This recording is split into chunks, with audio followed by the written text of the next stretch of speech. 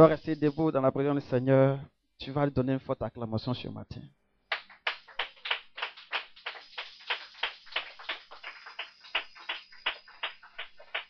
Alléluia. Bien-aimé, tu vas saluer celui qui est à côté de toi. Tu vas lui dire sois béni ce matin.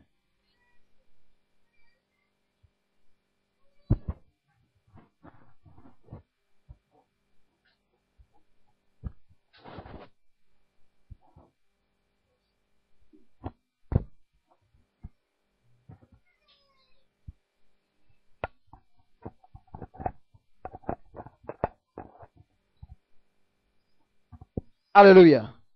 Que le nom du Seigneur soit béni. On s'assoit dans la prière du Seigneur.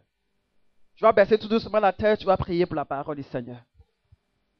Tu vas demander à ce que le Seigneur puisse ouvrir ton entendement spirituel ce matin. Et que tu puisses recevoir quelque chose qui va transformer ta vie. Qui va changer ta façon de concevoir, ta façon de marcher avec lui. Ta façon de voir les choses. La parole de Dieu est un secret. Lorsqu'il vient à ton cœur, il transforme ta destinée, il transforme ton existence. Et il te permet de pouvoir voir plus loin et de pouvoir posséder l'héritage qui t'est destiné. Alléluia. Père, je bénis ton Saint-Nom. Merci parce que tu libères ton esprit ce matin. Merci, Esprit de la Bible, parce que tu es présent et tu vas ouvrir notre entendement sur des paroles, sur des fondements qu'il nous faut pour avancer. Merci pour ce matin. Merci de ce que, Père, tu dis sur les cœurs de chaque personne. Et que à chaque cœur, tu communiques, Père, une touche qui lui permettra de pouvoir voir clair, d'avoir les yeux spirituels de son cœur ouverts. Et que les écailles des yeux tombent pour que chaque personne soit conscient et consciente, Seigneur, de sa grâce. Au nom de Jésus. Amen. Que Dieu te bénisse ce matin. L'Esprit va nous enseigner sur un thème très important. Sur deux fondements que nous permettront de pouvoir comprendre le plan de l'exaucement de Dieu. Amen. Tu vas prendre avec moi le psaume 91. Le psaume 91.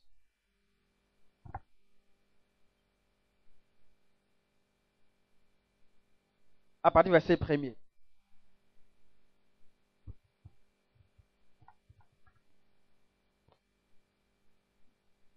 Psaume 91 à partir du verset 1er.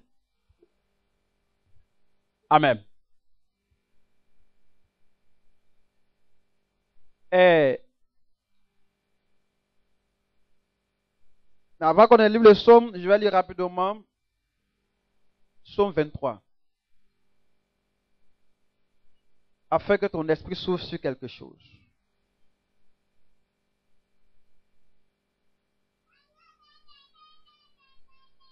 Amen. L'Éternel est mon berger, je ne manquerai de rien. Il me fait reposer dans de verts pâturages.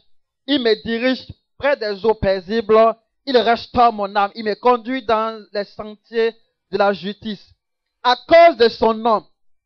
Quand je marche dans la vallée de l'homme de la mort, je ne crains aucun mal, car tu es avec moi. Ta houlette et ton bâton me rassurent. Tu dresses devant moi une table en face de mes adversaires. Tu oindules ma tête et ma coupe déborde. Oui, le bonheur et la grâce m'accompagneront tous les jours de ma vie. J'habiterai dans la maison de l'Éternel jusqu'à la fin de mes jours. Amen. Ça, c'est un passage que presque tout le monde connaît. Amen. Mais ce matin, je voulais simplement ouvrir ton attention sur réellement l'étude que nous allons faire. Nous allons étudier beaucoup ce matin la vie de David. Amen. Nous comprenons que David était le roi d'Israël, le roi sur le cœur de Dieu. Mais il était le roi sur le cœur de Dieu parce qu'en réalité, depuis que l'annonce sur laquelle le peuple d'Israël voulait un roi, Dieu n'était pas content. Il a fallu que lui-même, il s'asseye, qu'il revoie maintenant qu'il fallait que lui-même, avec son cœur pur, il puisse choisir une personne selon lui son cœur. Parce que dans un premier temps, lorsqu'ils ont demandé un roi sur Israël, Dieu n'était pas d'accord. Donc il va leur donner un roi provisoire. Voilà pourquoi vous allez voir que la consécration de ce roi provisoire était différente du roi choisi par l'Éternel. Quand bien même que les deux rois étaient choisis par Dieu, mais Saül était un roi provisoire. Voilà pourquoi sa consécration était différente. Dieu va dire à Samuel, prends une fiole d'huile et va consacrer Saül sur Israël, roi sur Israël. La fiole d'huile, c'est comme un échantillon. Donc, en disant, va couronner Saül avec une fiole d'huile, c'était pour dire que réellement son ministère royal n'allait pas durer. Amen. Et par contre, quant à David, la Bible dit qu'il va dire à moi-même Samuel, remplis ta corne d'huile et va oindre David, fils d'Isaïe, pour moi. Oh, la corne d'huile d'abord, il est rempli là, ça veut dire que son ministère va déborder. Et même, lui-même reconnaissant son autorité royale, il va dire ici, tu oins d'huile ma tête et ma coupe déborde. Son ministère a débordé parce que Dieu lui a fait la promesse sur laquelle, même après sa mort, sa descendance devait régner. Or, au temps de Saül, il n'avait pas de descendance qui devait régner. Donc, il a été oint. Et quand on va voir la vie de David, on voit que David a commis plusieurs péchés, mais Dieu ne l'a pas rejeté aussitôt. Parce qu'en réalité, avant qu'on ait rempli la corne d'huile, il y a eu d'abord un sacrifice qui a été fait. Un sacrifice qui a été fait parce qu'autrefois, la corne d'huile qui servait la consécration des rois, c'était la corne de l'innosoros. Et cette corne-là, jusqu'à présent, il y a des rois, il y a des dignitaires qui utilisent encore cette même corne. C'est-à-dire, dans cette corne, on peut mettre n'importe quelle boisson là-dedans. Voyez-vous, on peut mettre n'importe quelle boisson là-dedans. Mais si la boisson est empoisonnée, on saura automatiquement. Cette corne a un mystère. Même jusqu'à présent, la corne seulement, on met un liquide dedans. Et c'est dans cette corne, c'est avec cette corne-là que le roi, d'autrefois, buvait leur vin. Parce que c'était par le vin. Parce que la Bible dit que le vin réjouit le cœur. Donc c'était le plus souvent par le vin qu'on pouvait les empoisonner. Et donc c'est à partir de ces cornes qu'on a l'habitude de faire les coupes. C'était en que lorsque le liquide rentrait, on avait la possibilité de savoir si c'est du poison ou ce n'est pas. Et même. Et donc, cette personne-là qui est là du nom de David, David va avoir une vie comme Dieu le voulait. Et cette personne va commencer à écrire, il va écrire des mémoires. Les écrits de David sont considérés comme des mémoires où il a vécu. Il a eu des hauts, il a eu des bas. Il était au bas de l'échelle comme il était au haut de l'échelle. Et il va écrire des livres, il va écrire des mémoires. Et aujourd'hui, nous avons une partie, c'est-à-dire les psaumes. Et de les psaumes, il va nous enseigner quelque chose par rapport à sa communion. Mais quand nous disons bien, nous voyons que David avait vraiment le secret que Dieu avait, parce qu'il était l'homme sur le cœur de Dieu. Et dans sa communion, parce que dans le psaume 119, il a exposé comment il avait une communion avec le Seigneur. Mais ici, ce qui nous intéresse dans 191, on va voir comment Dieu arrivait à les osser. Amen. Comment Dieu arrivait à les osser. Vous savez, en réalité, ce n'est pas le nombre de tes jeunes qui vont faire que Dieu va t'exaucer. Amen. Ce n'est pas le nombre de jours de jeûne que Dieu va t'exaucer. Le nombre de jours de la présence de Dieu ne peut pas forcément t'exaucer. Parce que comme on a tendance à le dire, le pleurs ne peut pas intimider Dieu. Amen. Mais quand on lit les psaumes de David, quand on lit vraiment ses écrits, ses mémoires, on a tendance à comprendre que réellement David connaissait le secret. Il prenait Dieu par sa parole. Il prenait Dieu par les mots. Regardez, il dit, l'Éternel est mon berger, je ne manquerai de rien. Il me fait reposer dans les verts pâturages. Il me dirige près des eaux paisibles. Il restaure mon âme. Il me conduit dans les sentiers de la justice. À cause de son nom. Alléluia. À cause de son nom. Pourquoi David dit ceci? Dans ce son prophétique, nous allons prendre le son 91, qui est un son prophétique. Et nous allons voir pourquoi. Somme 91, à partir du verset.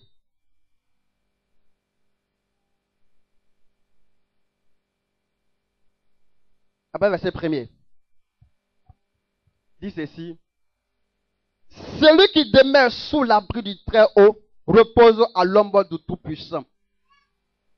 Je dis à l'Éternel, mon refuge et ma forteresse, mon Dieu en qui je me confie, car c'est lui qui te délivre du filet de l'oiseleur, de la peste et de ses ravages. Il te couvrira de ses plumes et tu trouveras un refuge sous ses ailes. Sa fidélité est un bouclier et une cuirasse.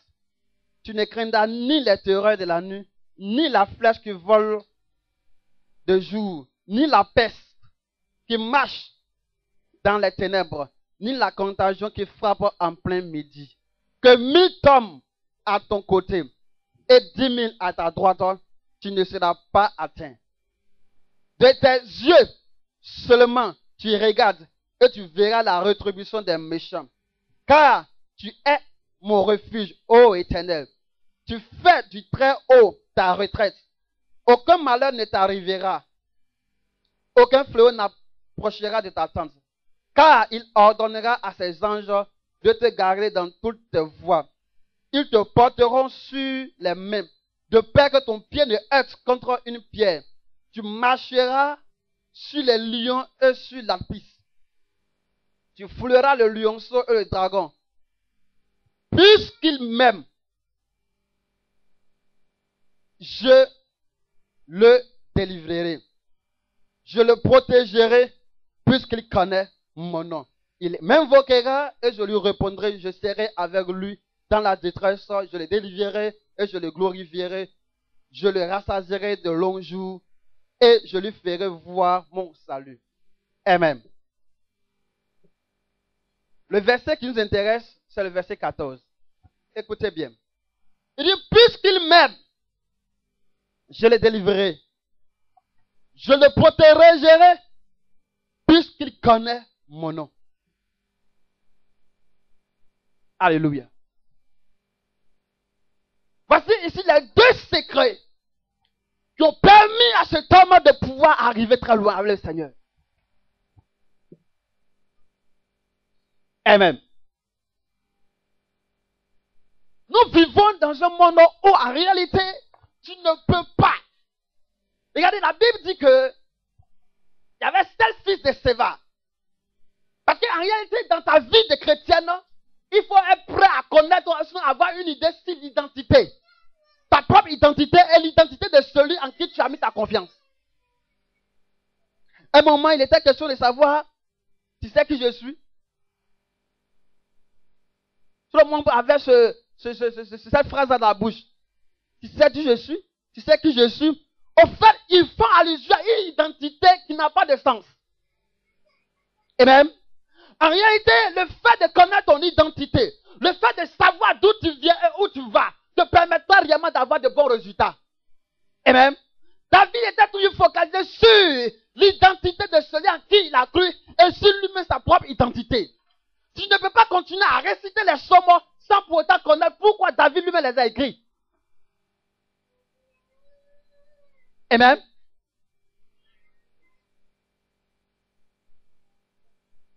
Tu ne peux pas continuer à avoir des livrets dans ta main et réciter les psaumes comme si c'était la dernière prière au monde.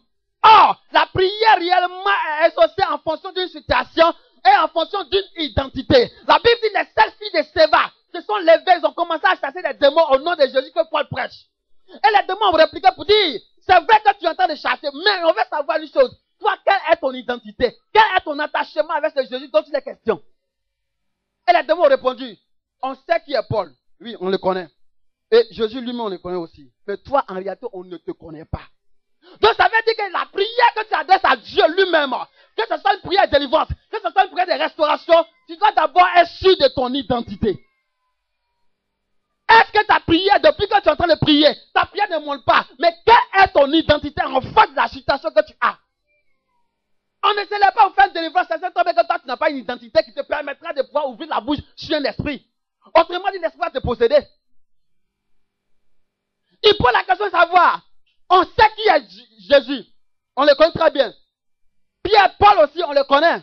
Mais toi, quand on regarde dans les spirituels, tu ne pèses pas.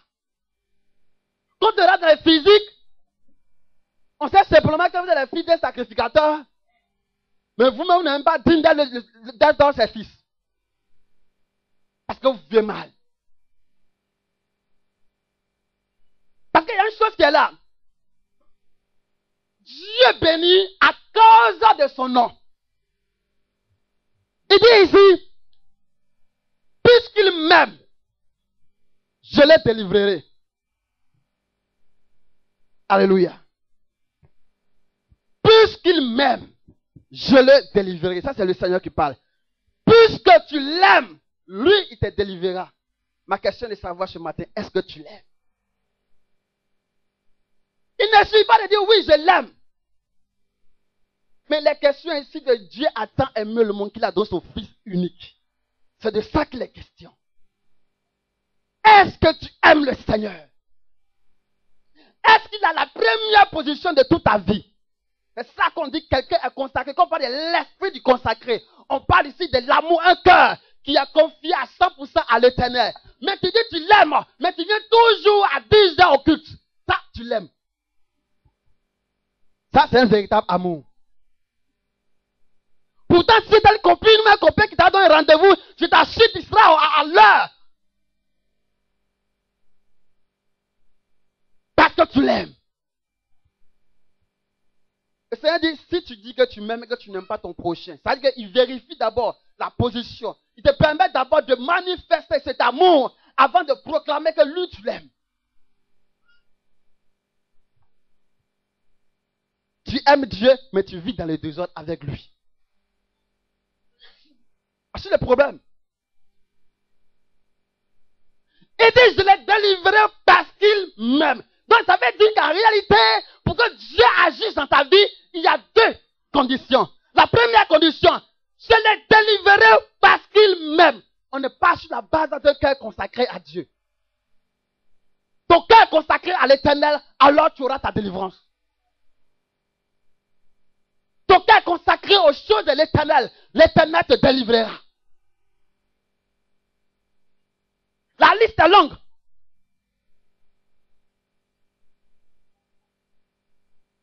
Il dit, tu ne craindras ni la terreur de la nuit, ni la flèche qui vole de plein jour, ni la peste qui marche dans les ténèbres, ni la contagion qui frappe en plein midi. Que 1000 tombent à ton côté, que 10 000 à ta droite, tu ne seras pas atteint, si seulement que si tu l'aimes. Il ne suffit pas de réciter les versets bibliques, de réciter la prédication des hommes de Dieu dans ton salon et espérer recevoir. Non, il est question aussi d'un amour sincère avec celui en qui tu crois avoir cru. Donc David connaissait. Et dans son son prophétique, il a exposé réellement sa relation avec le Seigneur. Elle a bien exposé son cas.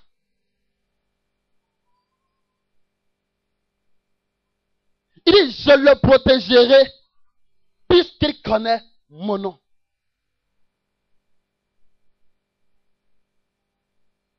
Je le protégerai puisqu'il connaît mon nom. Avant, j'étais assis dehors et un monsieur passait. J'étais à le pasteur, tu es en train de causer. Et puisqu'on parlait bien sûr de Dieu, et le monsieur passe, il s'arrête. Et il dit, effectivement, ce que vous êtes en train de dire, c'est intéressant. Il n'a même pas salué les gens. Il dit, ce que vous dites, c'est intéressant. Que hier, dans la nuit, les sorciers me poursuivaient. J'ai récité des versets du Bouddha. Mais les sorciers fonçaient forcément sur moi. J'ai un petit livre de Rose-Croix. J'ai commencé à réciter les prières qui sont dedans. Les sorciers ont commencé à venir. Mais quand j'ai commencé à dire Jésus, ils sont restés loin et ils ont commencé à m'attaquer. Mais ils ne pouvaient pas venir parce que je disais Jésus. Donc lui il nous demande maintenant qu'est-ce qu'il doit faire. Mais il ne veut pas devenir chrétien. Il a bien précisé. Il ne pensait pas que j'allais devenir chrétien. Mais il veut savoir pourquoi, quand je prononce le nom de Jésus, les sorciers n'ont pas pu m'atteindre. C'est-à-dire, si ce matin il était là, il allait savoir pourquoi. La Bible dit, je te protégerai parce qu'il connaît mon nom. Donc, dans l'amour que tu manifesteras pour ton Dieu, il te délivrera. Mais, dans la connaissance de son nom, il te protégera. Dieu l'a protégé parce qu'il avait prononcé son nom.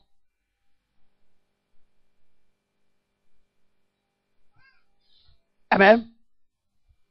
Donc il y a deux éléments fondamentaux qui te permettent réellement de pouvoir bénéficier de ton Dieu. Aujourd'hui, on récite les versets bibliques. Mais au fait, dans nos cœurs, il n'y a pas d'amour.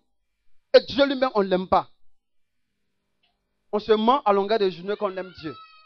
Mais quand il est question d'expérimenter réellement son amour, on est loin de là.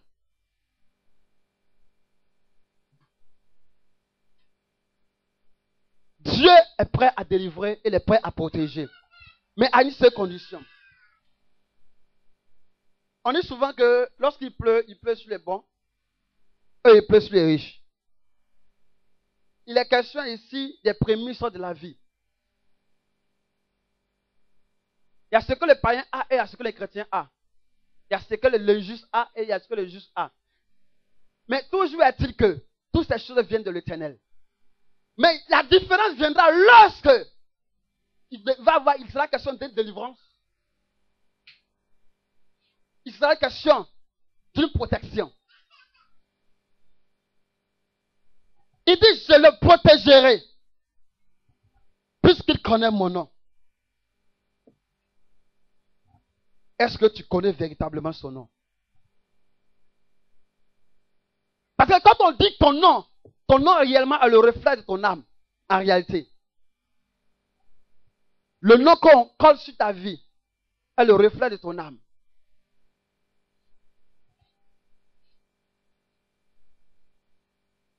Par ton nom, on a la possibilité de toucher à ton âme. Pourquoi? Parce que réellement, ton nom est le reflet de ton âme. Et ton âme est ton sang. Voici comment l'homme est constitué. Donc, par ton nom, voilà pourquoi Dieu, ne voulant pas trop rester à tourner en rond avec un certain nombre de personnes, a pris soin de pouvoir changer catégoriquement leur nom. Comme je parlais ici, le dimanche passé sur l'Alliance. Il a changé le nom et il a établi des alliances avec eux. Qui permettent réellement de pouvoir être à l'aise dans la vie. Mais en réalité, le problème, c'est que plusieurs vont à l'église, plusieurs remplissent les salles de prière, mais peu connaissent ton nom. Quand on parle du nom de Dieu, on ne parle pas de Jésus. Non. Non. Parce que maintenant tu dis Jésus sans savoir ce que ça veut dire.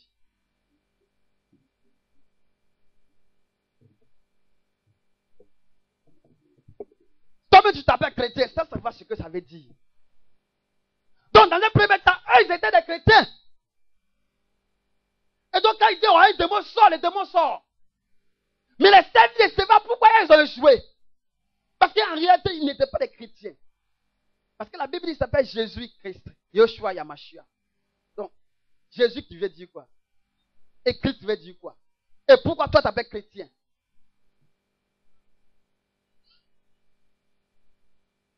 Christ qui signifie oindre. Jésus le oint. Parce que pour votre information, il y a plusieurs Jésus dans la Bible. Il n'est pas le seul Jésus. Jésus est un nom ordinaire. Dans la généalogie de Jésus lui-même, dans sa propre généalogie, il y a un de ses grands-pères qui fut appelé Jésus dans sa généalogie. Donc Jésus n'est pas un nom extraordinaire. Mais est-ce que tu connais son nom? C'est ça le problème. Parce qu'en réalité, même si toi et moi nous portons le même nom, mais nous n'avons pas le même esprit qui est attaché aux différents noms.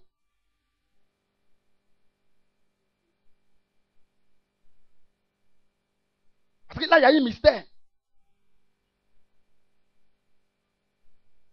Il y a un cantique qui dit, je connais son nom, c'est pourquoi je le chante. Mais le problème, est-ce que tu connais véritablement son nom? Il y a eu Jésus, qui était son grand-père. Il y a eu Jésus Bar, qui était un magicien. Et lui, maintenant, il est venu avec le Jésus, le oint. Donc, du coup, quand toi, on t'appelle chrétien, on t'appelle le petit Christ. Soit le petit oint.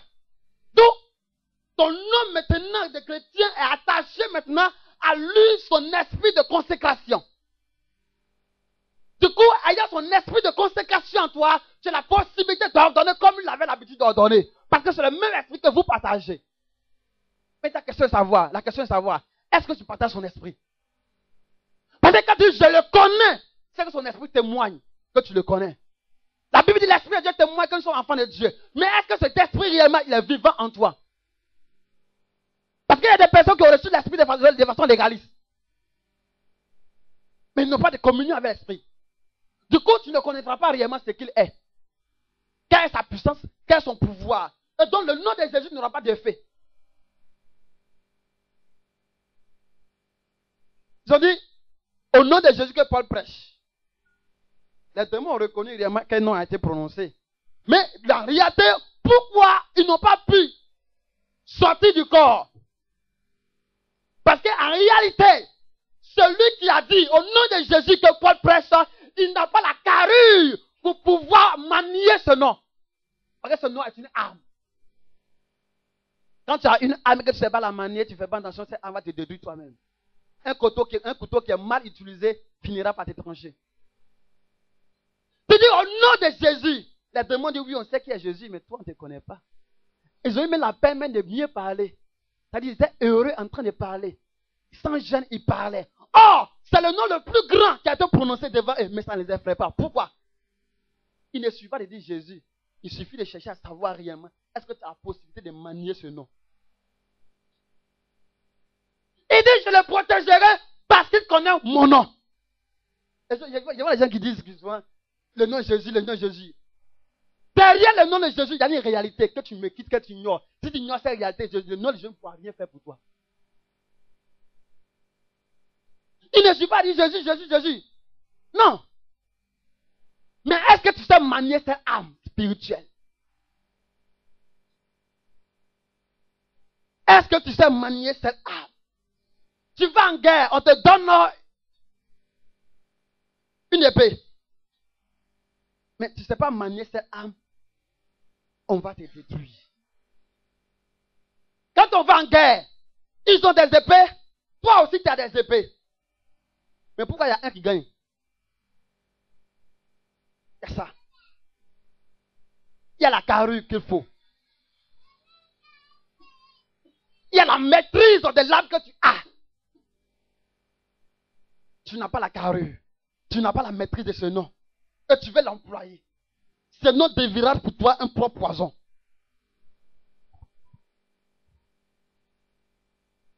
N'allez pas à l'église seulement pour vous asseoir et pour commencer à répéter les versets bibliques. Ça ne peut pas vous arranger. Sachez quel est le nom que vous maniez et quel est l'esprit qui est derrière ce nom qui te permettra réellement de pouvoir le déployer. C'est ça le problème. Il dit, je le protégerai parce qu'il connaît mon nom. Mais je l'ai délivré parce qu'il m'aime. Mais la question est de savoir, est-ce que réellement tu l'aimes? Est-ce que réellement tu sais manier le nom? C'est là le problème.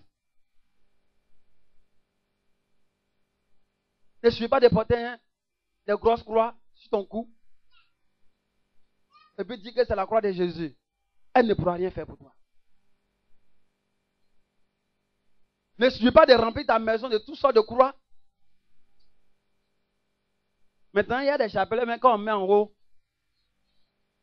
ça arrive sur le sol. Tellement que c'est long.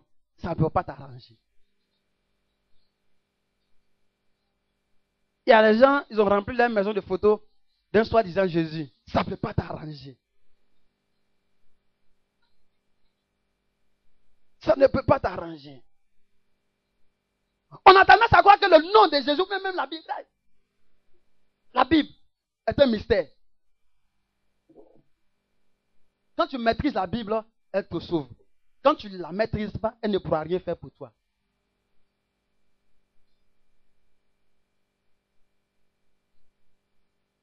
La dernière fois, je crois, j'étais avec un ami prophète. Il est parti faire une annonce à la radio, pour son programme. Et pendant qu'on a fini, qu'on venait, il me dit, j'ai eu chaud. Et pourquoi tu as eu chaud? Il dit, mais l'animateur, c'est un crack. Pendant que je suis en train de parler de la Bible, il dit que la Bible n'est pas la parole de Dieu. Mais ce monsieur-là, c'est un menteur. Il dit, non, c'est toi qui n'es pas le crack. effectivement, quand il dit que la Bible n'est pas la parole de Dieu, il a une vérité là-dessus. Non, mais c'est quand tu maîtrises. Non, je maîtrise la Bible. Mais c'est toi qui ne sais pas de quoi tu parles. Parce que tu ne sais pas que ta Bible est composée de 3 parties. Il y a une seule partie qui est la parole de Dieu. Une autre partie est la parole des hommes de Dieu. Et une autre partie est l'histoire du peuple de Dieu. Donc quand il dit que ce n'est pas totalement la parole de Dieu, il sait de quoi il parle. Mais toi, tu ne le connais pas. Il s'est arrêté là, commencé à me regarder. Il t'a su. Il dit, mais quand Élie dit, sinon à ma parole, il veut dire quoi? Il n'a pas la parole de Dieu, il dit lui-même sa propre parole. La Torah est la loi de l'Éternel. Quand Jésus dit, je vous ai dit en vérité, ça c'est la parole de Dieu, pas c'est Dieu qui parle. Mais quand Élisée parle, c'est pas Dieu qui parle. Donc cette parole qu'Élisée a déclarée ne peut pas constituer une parole de l'Éternel. Non, mais la parole d'un homme de Dieu, ça dit lui, sa parole témoigne de la puissance de Dieu, et non pas la parole de Dieu elle-même. Alors, du coup, tu te vois en train de te perdre dans les débats. Il y a un problème. Et c'est quand j'ai fini de l'expliquer, il a commencé à me regarder. Il dit, mais attends, ça fait Dieu, c'est quand même compliqué, hein. Il dit, c'est vous le problème. Vous dites, vous êtes prophète. Mais si tu es prophète, tu dois savoir que réellement, la parole, toi-même, ce que tu dis, témoigne de la parole. La Bible dit, je vais sur la parole de mes serviteurs pour l'accomplir. Donc, ce que tu déclares, c'est s'appuyer sur la parole de l'Éternel qui a été dite à ta personne de façon directe. Et à plus de ta parole, cette parole a effet. Donc, ce que tu diras, ce n'est pas la parole de Dieu. Non. Mais lui, il viendra appuyer et ta parole devient comme un témoignage à lui, sa parole. Mais ce n'est pas Dieu qui a parlé. C'est toi qui as parlé. Donc, quand tu crois à quelqu'un qui te dit la Bible n'est pas la parole de Dieu, dis-lui, il sait. Mais elle a aussi la parole qui peut te délivrer. La Bible a dit quoi? La parole de Dieu est un couteau à double tranchant. Si elle ne t'a pas détruit, elle te sauve. Dans tous les cas de figure, il faut qu'elle soit maniée comme une épée. Parce que aujourd'hui, nous avons des religions au milieu de nous qui se font passer pour des chrétiens. Non. Qui se font passer pour des chrétiens.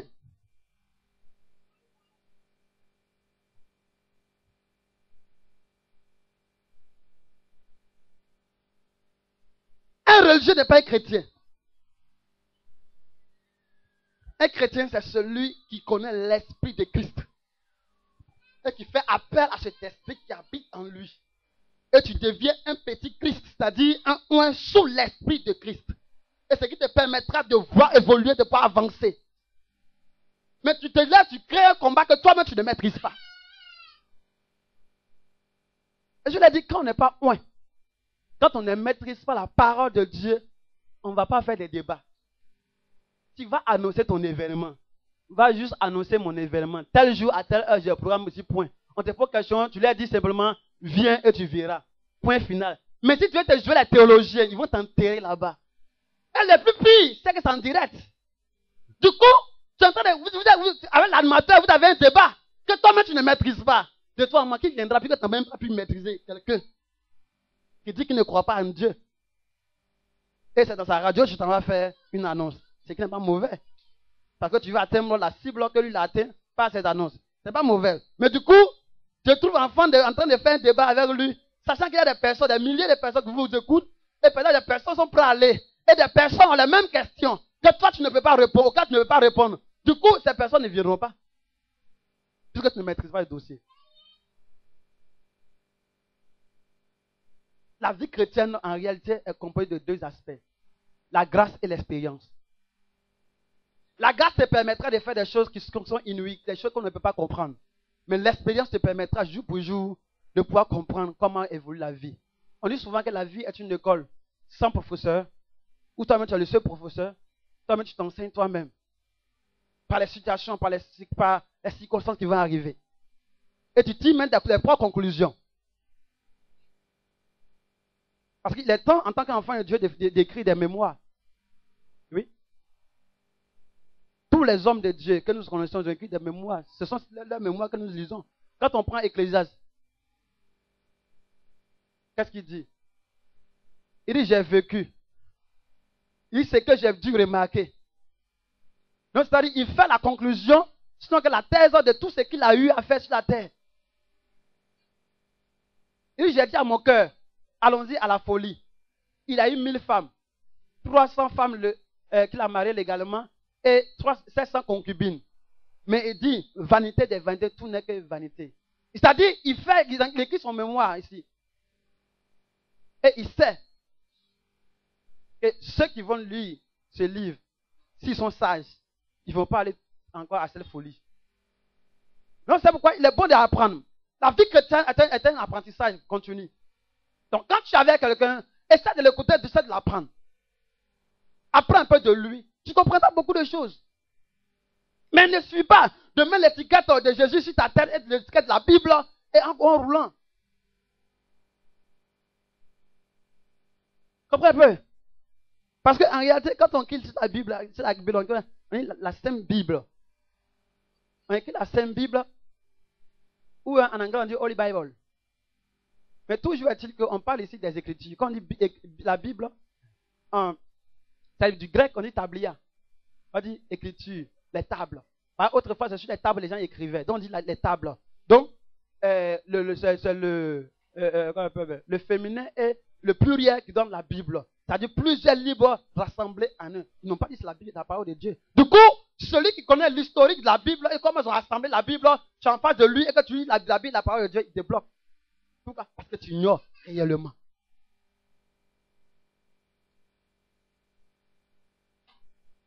La Bible est composée de 3 parties. Il y a l'histoire d'un peuple que Dieu a fait sortir d'un lieu pour l'amener dans un autre territoire. Dans le but de faire quoi? Dans le but de pouvoir les dresser et de les transformer et de faire un peuple qui va lui Dieu l'obéir. Ça c'est le premier temps. Et à ce peuple-là maintenant, Dieu commence à faire des promesses. Parce qu'il y a plusieurs nations. La Bible dit que Dieu a créé Adam et Ève et que le péché a été, tout le monde était dans le péché. Tout le monde vivait comme il voulait. Et Dieu va se décider maintenant de choisir une personne parmi tout le peuple qui était sur la terre, qui était dans le péché. Chacun faisait ce qu'il lui semblait. Et Dieu va prendre un nom qu'on appelle Abraham, qui s'appelait Abraham au départ. Et à qui il va faire une promesse. Il va dire, de toi va sortir un peuple. De ce peuple-là, je vais donner mon nom. Ce sera mon peuple à moi. Et ce peuple-là sera le modèle de tous les autres peuples, afin que les autres peuples reconnaissent que moi, le Seigneur, qui est le Père fondateur de toutes choses, j'existe. Parce que comment les choses vont évoluer. Et ils vont commencer à écrire l'histoire. Et chaque roi va commencer à écrire ses mémoires. Voilà pourquoi on va voir dans la Bible le livre de 1 Chronique, le livre de 2 Chroniques. Quand tu vas voir le livre de 1 Chronique, quand tu vas voir le livre de 2 Chroniques, tu vas voir que non, ce sont les histoires des rois qui se sont produits, qui ont essayé d'emmagasiner et puis de donner des points de vue là-dessus. Ce sont des chroniques.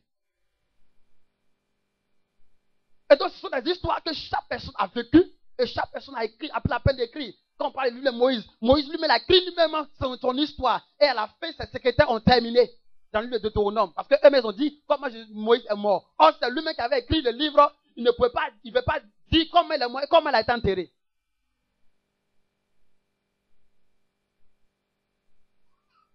Est-ce qu'il est arrivé ici le mercredi passé? Un pasteur est venu. Il a au buisson Adam. Il me donne une invitation de leur convention. Je prends.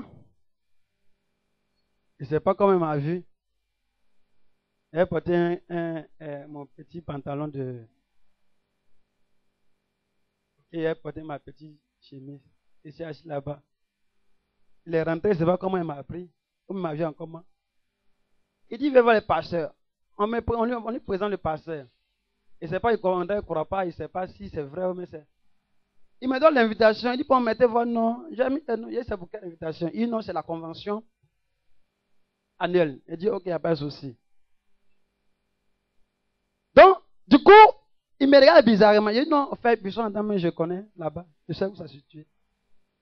Que ma femme me fait souvent des réunions là-bas avec les femmes des pasteurs. Il dit, ah bon? Il dit, oui. Il dit, ok, il n'y a pas de souci. Donc, du coup, dans son langage, tu sens qu'il y a du mépris qu'il est en train de faire parce que peut-être s'attendait à quelqu'un de barbu, de grands détails, tout ça là. Il lui a dit, ok, on a commencé à converser. Et dans son langage, tu vois que réellement, il est en train de poser des questions pour savoir réellement si c'est pasteur. Moi, je suis rentré dans son jeu. Je commencé à aller doucement. Du coup, quand j'ai vu qu'il est en train de rentrer dans mon piège, je suis ressorti de ma coquille. Et dit, au fait, je suis le docteur Triomphe. Là, je ne me connais pas. Donc, tu as bien pendant ok, il n'y a pas de problème. Et dit qu'il a commencé à parler, qu'il a fait athéisme, c'est rentré dans son jeu. J'ai dit, ok. Il a dit, il y a un problème de plaque qui me fatigue. Est-ce qu'un homme peut avoir 2 généalogies? Il dit non. Comment c'est fait que Jésus a 2 généalogies dans la Bible? Tu peux me donner une explication? Il a arrêté et me regarde. Il dit, pasteur, c'est-à-dire que, il dit, deuxième problème. La Bible dit Jean-Baptiste parut. Peux-tu me dire pourquoi il a paru? Parce que quand on dit paraître, ça semble brusque, n'est-ce pas? Pourquoi il a paru de façon brusque? Tu peux m'expliquer? Il est bloqué. Il a dit, il enseigne dans 3 écoles pastorales d'abord, avant que tu me retrouves ici. Donc, il faut rester là. Pour finir, les gars, la traîne dans mon salon. Hein. Quand on a fini de causer, il dit, passez, prie pour moi. Il ne peut pas prier pour toi. Mais, prions, disons merci au Seigneur. Dans dit merci au Seigneur, il m'a rendu compte que mes pieds l'ont attrapé. Il entend traîner dans ma maison ici. Donc, je l'ai trimballé ici. Il dit, oh mon Dieu, je sais que tu es honte. Le problème, ce n'est pas l'école que tu as fait. Non. Mais est-ce que tu as assimilé ce que... Il lui a dit, même tes professeurs qui sont là-bas.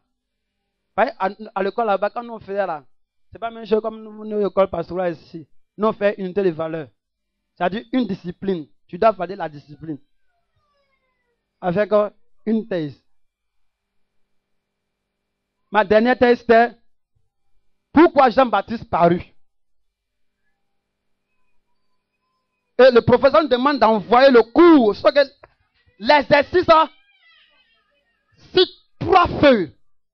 Et si chaque feuille, on a 100 lignes. Donc ça fait 300 feuilles et 300 lignes. Tu ne remplis pas les 300 lignes, tu as 0. Tu dois l'expliquer. Et ça, je lui ai dit, en réalité, tu ne peux pas te lever, aller apprendre la théologie, sans pour autant avoir appris la Bible en elle-même. La théologie n'est pas la Bible. Comprenez un peu? Et pourquoi je vous dis ces choses? Parce qu'il faut que vous appreniez à lire la Bible et à connaître le nom de Dieu. Sinon, un jour, vous-même, vous serez confronté à une situation et la situation va faire que tu vas perdre ta foi. Je connais un homme de Dieu qui a fait soulever des paralytiques à Dabou. Le miracle était son problème. Il ne pouvait pas voir dans une croisade un paralytique sans que le paralytique ne se lève avant qu'il ne quitte la gestion possible pour lui. Mais aujourd'hui, il confesse ouvertement que Jésus n'est pas Dieu. Pourquoi? Parce qu'il est resté dans cette histoire d'onction, sans connaître la base qui va transporter son onction. Du coup, le juif va se trouver à le prophète, le fils de Kakou Philippe, il est perdu. Et aujourd'hui, il sait un mystique. Il confesse par O à A Z que Jésus n'est pas Dieu, Jésus n'est pas Seigneur, Jésus ne peut pas le sauver. Maintenant, la question est de savoir, comment maintenant, toi, au nom de Jésus, Jésus était guéri? Ça veut dire que non, quand ils arrivent à transformer ta pensée, ton intelligence. Oh, la Bible dit que quand l'Esprit de Dieu vient, il vient pour le renouvellement de l'intelligence. Avec ça, c'est ce qui est bon et agréable. Du coup, son intelligence qui était renouvelée devient maintenant bizarre. Et il n'arrive pas à s'en sortir. Jusqu'à présent. Or, quand nous on a commencé le ministère, c'était quelqu'un que nous, on aimait consulter beaucoup. Sa dernière croisade où j'ai assisté, on était sur le même produit, c'était en 2003.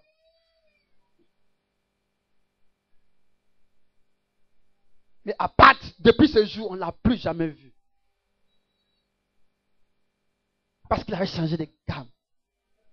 Parce qu'il n'avait pas la connaissance. Quand vous dites, venez le mercredi, il y a des enseignements. Venez au cours de la semaine, on va vous enseigner la parole de Dieu. Personne ne vient. Mais on ne peut pas tout enseigner un seul jour dans une semaine. C'est impossible. C'est impossible. C'est impossible.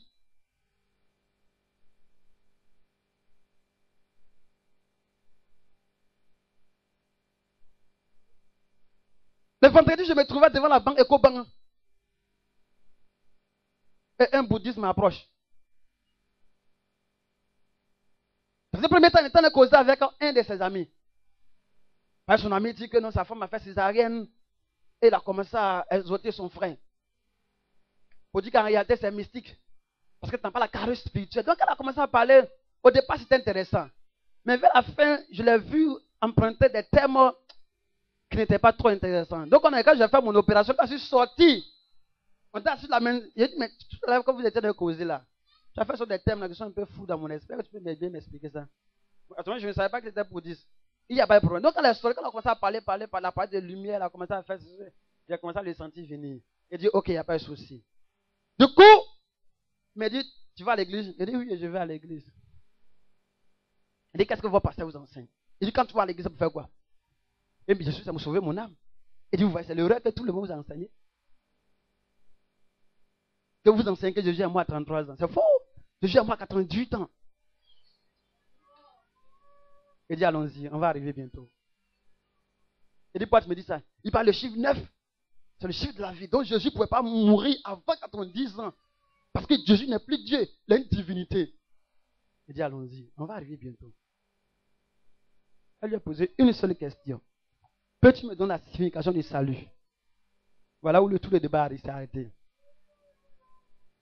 C'est là maintenant qu'on va commencer à me rentrer dans les signes lunaires.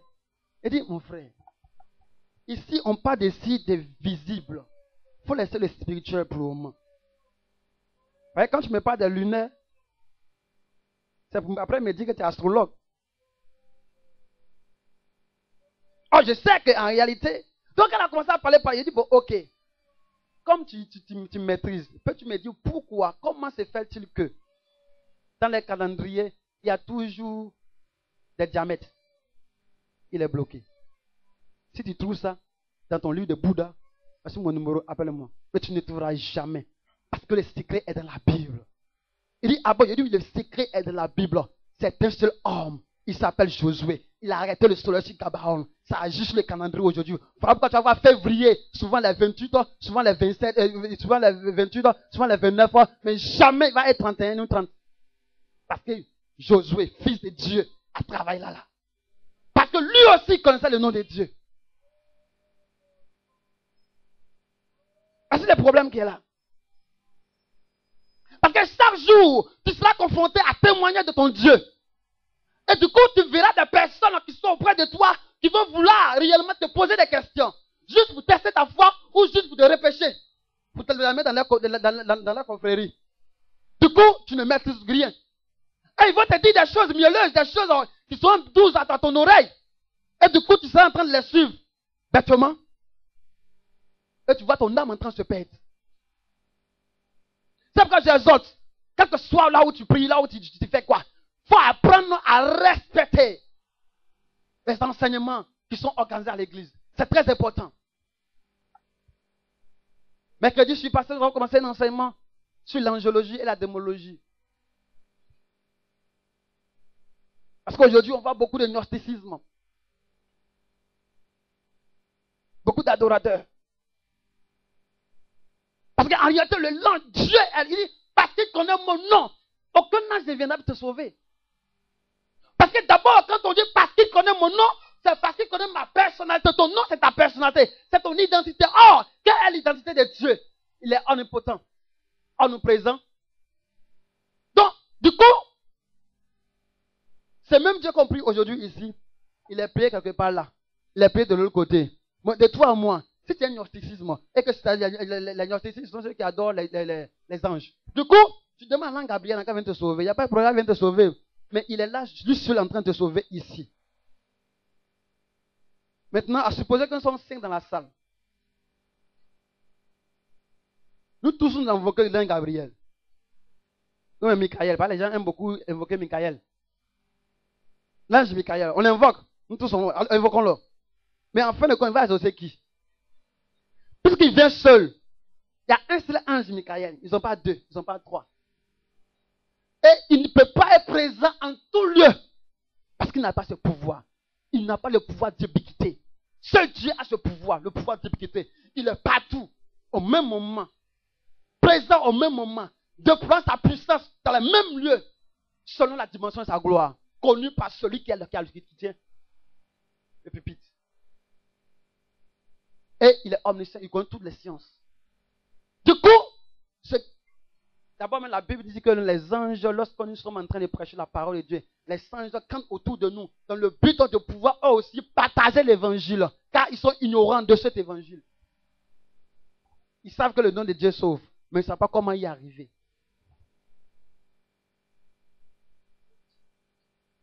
Alléluia. Aime Dieu, c'est intéressant. Mais connaître son nom, c'est encore plus mieux. Dans son nom se trouve l'amour que tu manifesteras pour lui. Plusieurs personnes, quand on croit ils sont chrétiens, mais impossible. Un jour, j'étais dans un cause avec un monsieur, et je lui dis ce qu'il a su. J'allais voir mon grand frère. Mon grand frère, Jésus va gérer. Il dit, toi, Jésus est ton grand frère. Oh, il est docteur de théologie. Il dit, effectivement, tu ne sais rien, sinon que Jésus-Christ est mon grand frère. Les grands frères, quant à l'héritage, sont mon Seigneur, quant à mon salut. Si tu ne sais pas, c'est écrit dans la Bible. Donc, Jésus-Christ est mon grand frère. Parce qu'on a le même Père, qui est Dieu. Mais il est Seigneur, parce qu'il a lui seul a décidé de venir me sauver. Et en mourant pour moi à la croix, je lui dois adoration. Du coup, tu te retrouves dans des débats qui ne t'arrangent pas.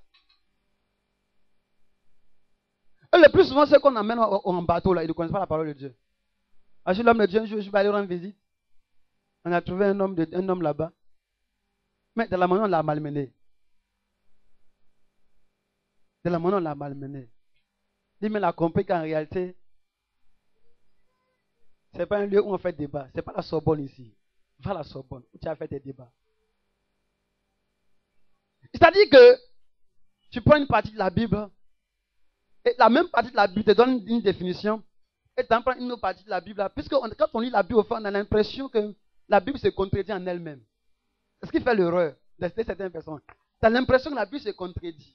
Or, du coup, si tu ne sais pas que la Bible qui est là n'est pas totalement la parole de Dieu, il y a un problème. Parce que quand tu lis la Bible dit, ok, ça c'est la Bible. Voilà. Maintenant, de façon précise, qui a dit? Il y a ça aussi. Donc, de façon précise, quand il dit qui a dit? Maintenant, quand il disait, quel était l'esprit de celui qui parlait? Était dans un esprit prophétique dans le but d'annoncer de la part de Dieu? Ou était lui-même en train de parler de sa propre expérience, de sa propre connaissance? Il y a ça aussi.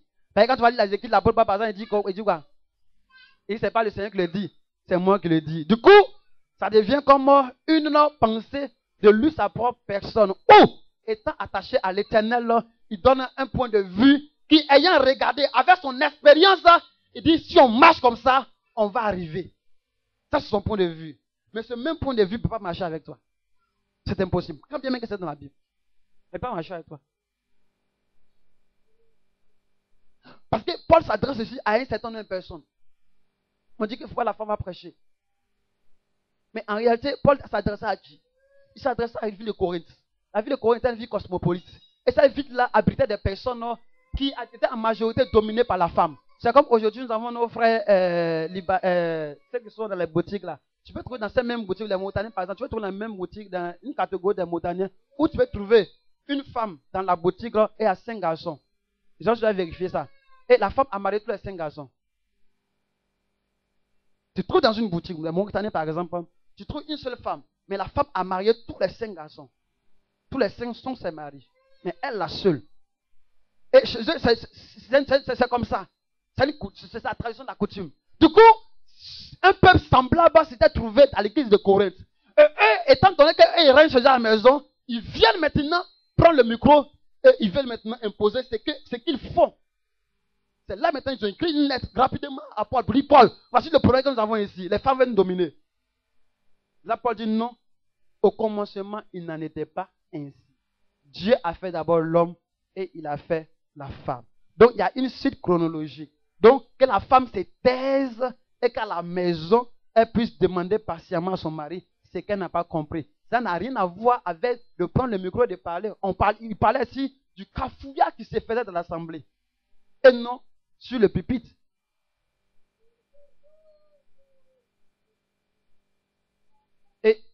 À cause de ça, des hommes, des femmes de feu que moi j'ai connus, que j'ai respectés, ils ont déposé le micro, ils ne prêchent plus. Ces femmes-là ne prêchent plus. Tout simplement parce qu'on les a embobinés. Et plus pire encore, elle dit c'est Dieu qui les a apparus. Elle dit que tel jour, elle n'a qu'à porter tel habit, parce que c'est le jour du Seigneur. Donc, vous les voir, elles sont souvent dans tout blanc. En haut, c'est blanc. Elles s'habillent en tout blanc, chaussures blancs, tout est blanc, bout de l'œil, tout est blanc en eux. Et bien, ça va à l'église. Elle dit c'est Dieu qui les a parlé, que c'est une communion avec Dieu. Tu es en train de devenir combien, tu ne sais pas?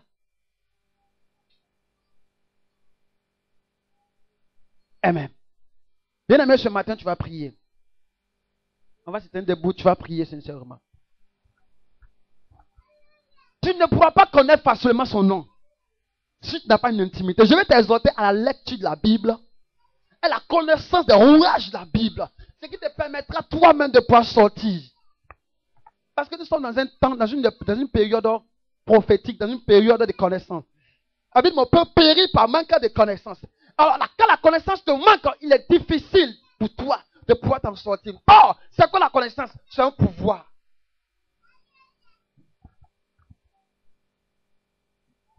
Amen. C'est un pouvoir. La connaissance est un pouvoir. Quand tu as la connaissance, tu as le pouvoir. Tu ne peux pas être trépide de connaissance de Dieu sans avoir le pouvoir. Parce qu'en réalité, c'est la parole comme parole.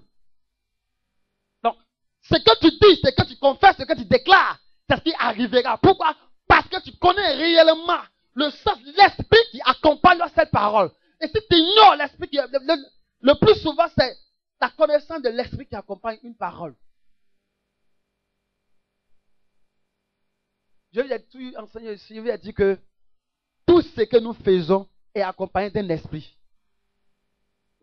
Tout ce que nous faisons est accompagné d'un esprit. C'est de maîtriser cet esprit et de vivre.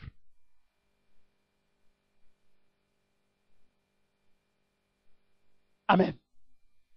Tu vas prier le Seigneur. Tu vas demander à ce que l'esprit de la Bible vienne ouvrir ton entendement spirituel. Parce que concernant la Bible, c'est de lui qu'il est question. L'esprit de la Bible. La Bible a un esprit. Tu vas prier sincèrement que l'esprit de la Bible puisse te donner la révélation de sa parole. Ouvre ton entendement spirituel. Tu as besoin de cet esprit, pourquoi? Parce qu'en réalité, la Bible en elle-même n'est pas le livre que tout le monde a la possibilité de connaître, sinon que d'étudier.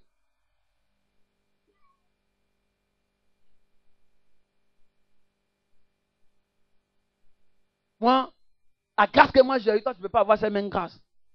Moi j'ai eu la grâce de pouvoir rencontrer un juif.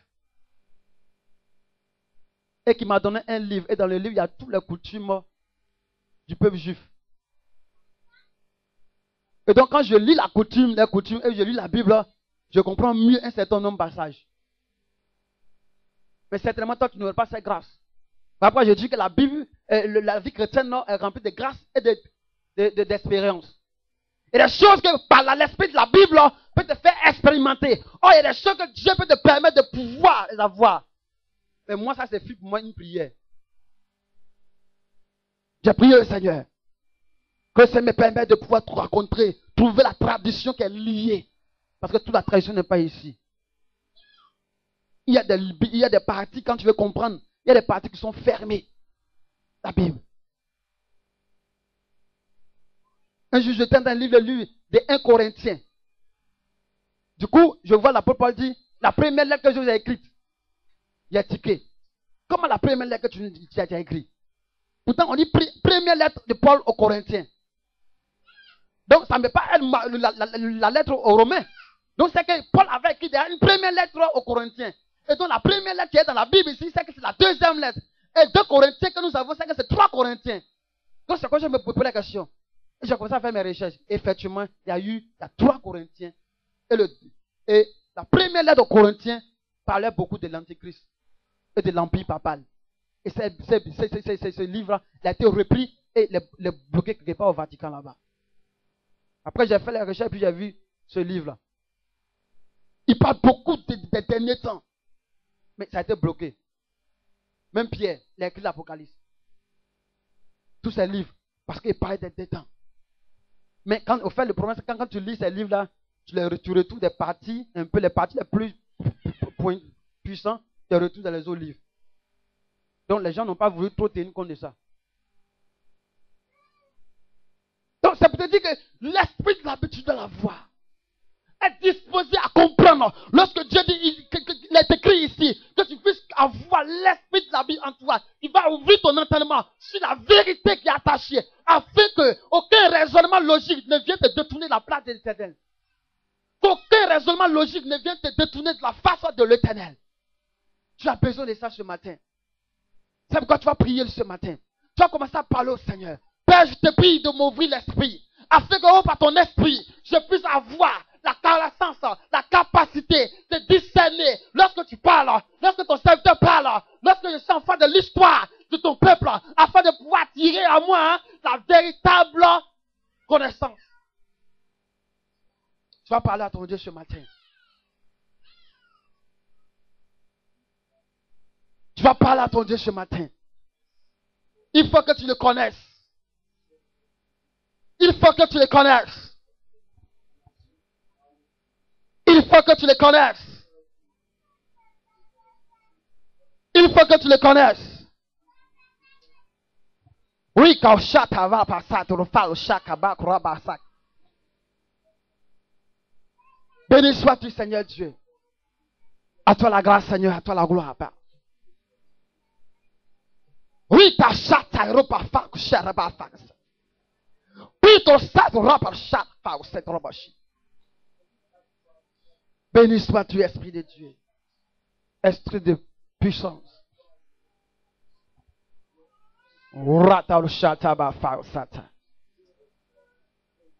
Oui, no chato rimo sato roi le chakra falo sata roshi raba.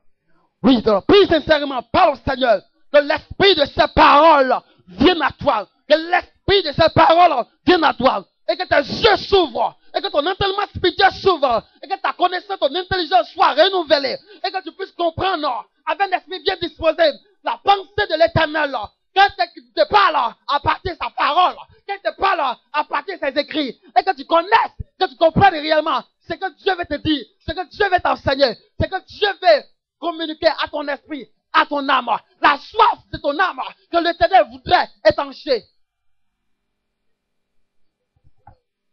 Il est temps pour toi de connaître la parole de Dieu. Il est temps pour toi de pouvoir rentrer dans le mystère de la parole de Dieu. Et de recevoir sa puissance. De recevoir son pouvoir.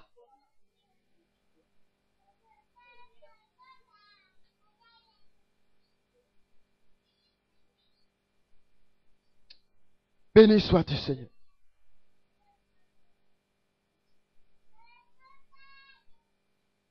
Tu vas lever la main vers le ciel. Tu vas demander à ce que l'Esprit de Dieu, ce jour, vienne ouvrir ton entendement. Bien-aimé, vous savez, en réalité, tu ne peux pas dire que tu connais le nom de Dieu, sans pour autant connaître l'Esprit qui est derrière le nom.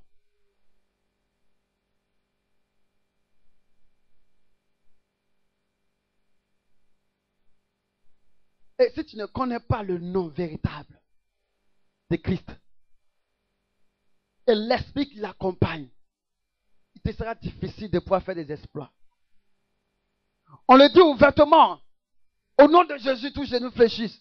Mais en réalité, la vraie question est de savoir, qu'est-ce qui fait fléchir les genoux? C'est la parole que tu as libérée? Non. Mais c'est plutôt l'Esprit qui accompagne ce nom. Quand tu prononces ce nom, un esprit se réveille. Quand tu prononces ce nom, un esprit se réveille. Ton nom répondra par le feu lorsque ton nom sera rattaché au nom du Seigneur. Et l'esprit qui est attaché à ce nom-là, lorsqu'on proclamera ton nom, cet esprit se lèvera et combattra pour toi. Il te protégera. Tu vas faire appel à cet esprit. Tu vas parler sincèrement à cet esprit. Quel est l'esprit qui va te permettre d'avoir la victoire? Quel est l'esprit qui va te permettre d'avoir la victoire? Ce n'est pas l'esprit de ton village, de ton campement, non. Il faut que tu te sépares de ces conceptions et que tu aies dans ton esprit une véritable conception. Le véritable problème, c'est que plusieurs personnes doutent la puissance de Dieu parce qu'en réalité, ils ne connaissent pas la profondeur de ce nom. Le même dit qu'il vient à l'église, le même se trouve encore chez le marabout. Le même dit qu'il vient à l'église, le même se trouve au bord des lagunes. Le même vient à l'église, le même se trouve chez les Cromiens. Tout simplement. Parce qu'en réalité, il ne peut pas te protéger parce que tu n'as pas vu la protection de l'Éternel dans ta vie. Tout simplement parce que tu ne connaissais pas son nom.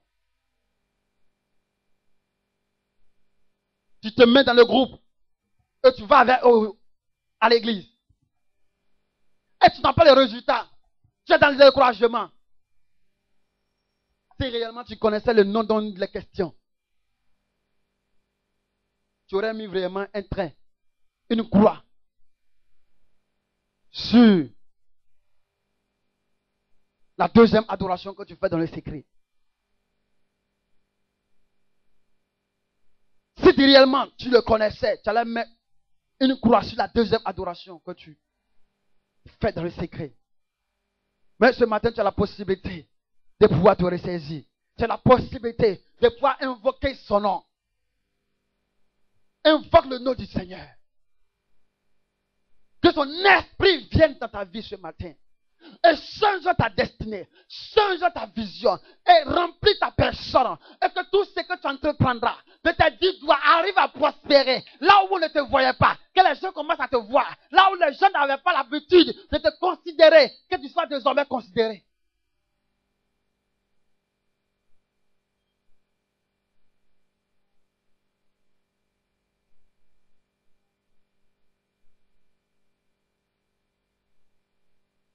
Même si on te donnait un manteau prophétique. Même si on te donnait un manteau prophétique. Rempli d'une onction. Tu ne pourras pas saisir ça. Parce que même si, malgré que Élisée a payé le prix. Son père spirituel lui a dit. Reste auprès de moi. Quand tu verras l'Éternel m'enlever. Alors la double portion de l'onction que tu as demandé viendra sur toi. Mais la Bible dit quand le manteau est tombé. Il a encore invoqué le nom d'Élie son père. En ce moment, ce n'était pas encore son Dieu. Parce qu'il a fallu que lui-même cherche à connaître son nom. Il ne suffit pas à dire, voici le manteau prophétique. Mais en réalité, voici l'onction, voici l'onction. Mais est-ce que tu connais réellement le Dieu qui détient? C'est ça le problème. Tu es rentré dans une dimension avec Dieu. Élisée a servi son père spirituel. Et quand il était question d'avoir la double portion, quand il a reçu le manteau, il a reconnu d'abord. Il a attaché à ce Dieu-là l'identité de son père avant de posséder.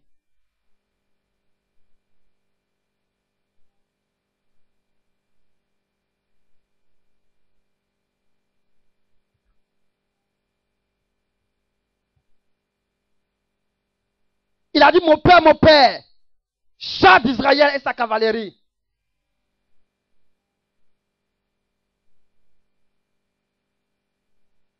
Et lorsqu'il vient frapper les eaux, il dit, où est le Dieu d'Élie? Il n'a pas dit, où est mon Dieu? Parce qu'à partir de ce moment, ce Dieu n'était pas encore son Dieu. Non. Il a fait que lui-même, il a peine à le connaître. Et a dit, mon Dieu, je suis là.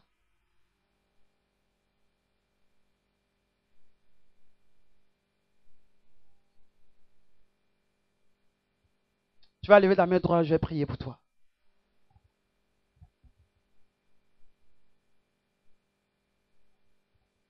Je vais parler ce matin sur ton âme.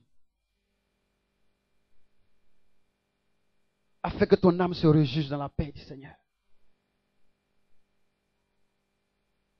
Je vais déclarer, dispose-toi sincèrement. Je vais déclarer des paroles sur ton âme. Ton âme est ta personnalité. Ton âme est ce qu'on peut attraper. Ton âme est ce que l'ennemi peut avoir à troublé. Mais je veux que tu sois disposé. Et quand tu sortiras de ce lieu, ton nom changera. Ton nom changera. Éternel mon Dieu, j'ai béni ton nom encore ce matin. Je prie au Père que ton esprit ce matin soit sur ce peuple.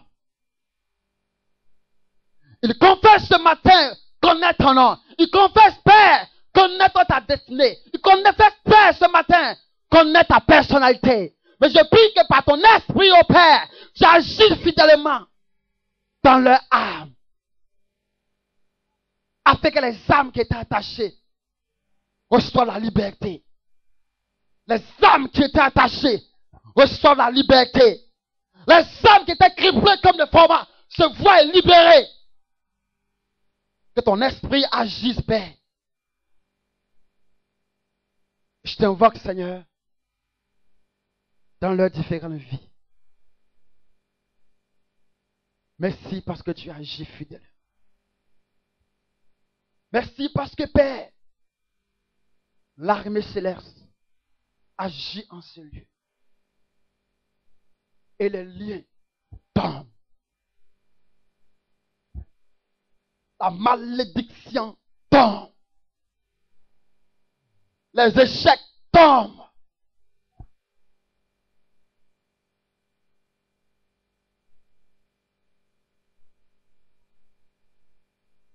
Par le château.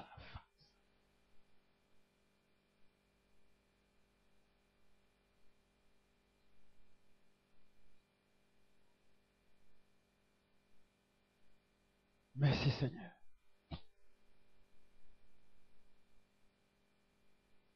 Je vois une personne ici. Les gens se sont trop promenés avec ton nom.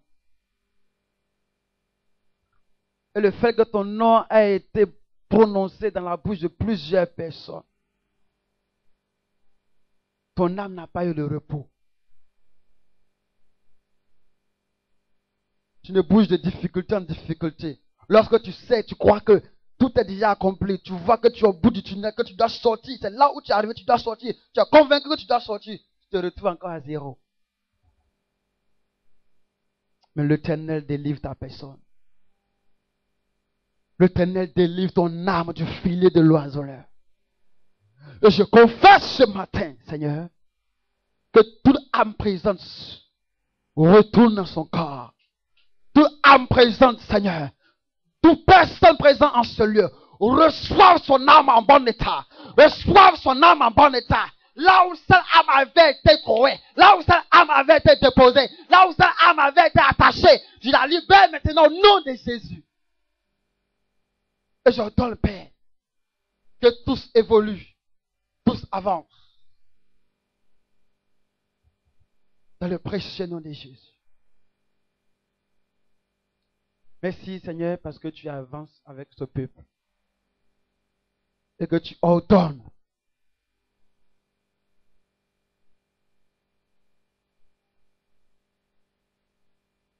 que les ennemis tombent de la vie. Que le nom de l'Éternel soit attaché à votre cœur. Et que son amour vous transforme. Et que vous rentrez dans vos destinées prophétiques. Au nom de Jésus. Amen. Tu vas acclamer sa présence.